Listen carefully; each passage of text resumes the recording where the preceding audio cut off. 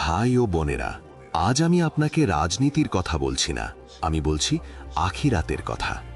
আপনার হাতে যে ভোট, এটা কোনো খেলনা নয়, এটা একদিন আল্লাহর সামনে আপনার বিরুদ্ধে বা পক্ষে সাক্ষ্য দেবে। ভোট মানে হলো আপনি কাউকে দায়িত্বের জন্য আল্লাহর সামনে সুপারিশ করছেন। আল্লাহ বলেন, নিশ্চয়ই আমি আমানত সম্পর্কে প্রশ্ন করব। যদি আমরা জানি সে অযোগ্য, জানি সে জালিম, তবুও যদি তাকে ভোট দিই, তাহলে কি আমরা গুনাহে অংশ নিচ্ছি না?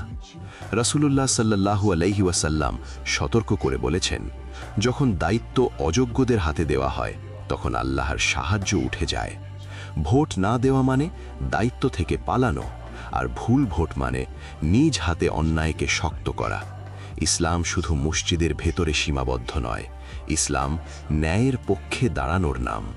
তাই ভোট দিন, মানুষের ভয় নয়, লোভের টানে নয়, শুধু আল্লাহর ভয় নিয়ে। কারণ আজ আপনি ভোট দিচ্ছেন, আর কাল আপনার নাম ধরে প্রশ্ন করা হবে। হে আল্লাহ, আমাদের সত্য বোঝার তৌফিক দাও, আর সঠিক সিদ্ধান্তের শক্তি দাও।